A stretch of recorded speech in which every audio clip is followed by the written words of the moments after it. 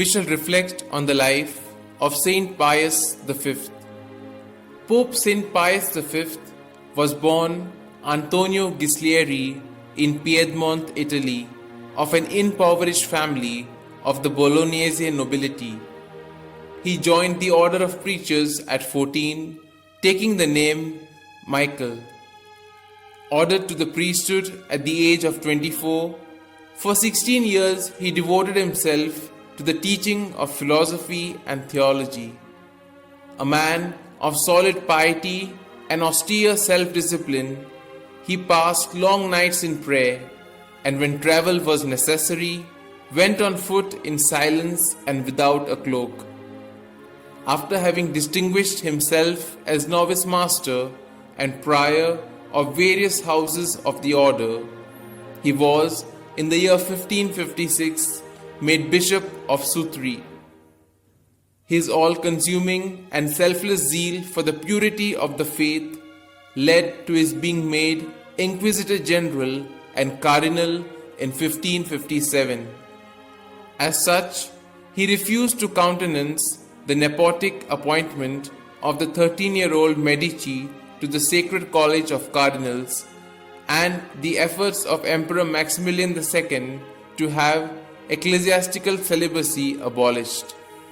On the death of Pope Pius IV in 1566, Bishop Ghislieri was, through the efforts of his friend St. Charles Borromeo, elected successor, a signal victory for the party of the Reform at a time when austerity and severity were particularly required in the Church, for the new Pope's uncompromising stand in matters of faith and discipline were well known by then. Consequently, the papal court underwent reform. The cardinals were urged to curb their luxurious lifestyle that they were accustomed to.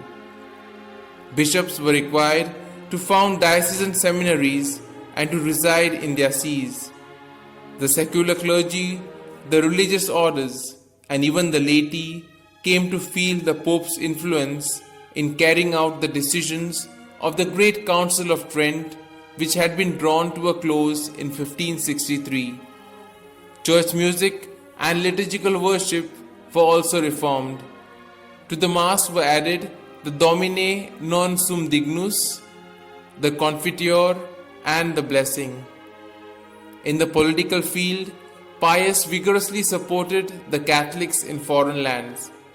He excommunicated Queen Elizabeth I of England and worked ceaselessly to bring about a union of the Christian princes of Europe against the threatening Turks.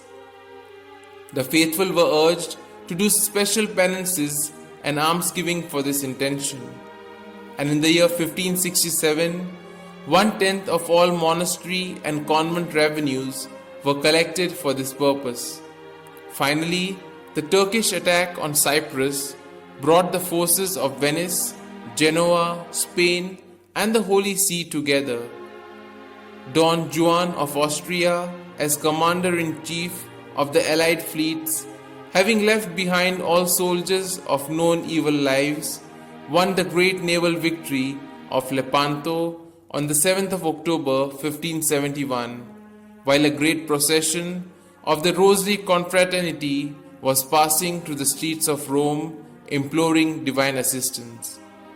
It was in memory of this victory that Pius instituted the feast of Our Lady of Victory, later changed to the feast of the Holy Rosary, and entered the invocation, Help of Christians, in the Litany of Loreto.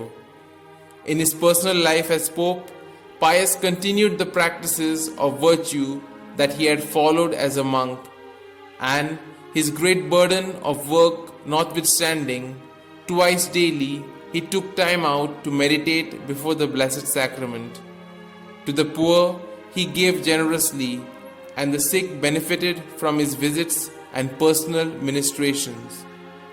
St. Pius V died on the 1st of May 1572. Pope Sixtus V had his mortal remains moved from St. Peter's to St. Mary's Major's on 9th of January 1588. Beatified by Pope Clement X on 10th of May, he was canonized by Pope Clement XI on the 22nd of May 1712.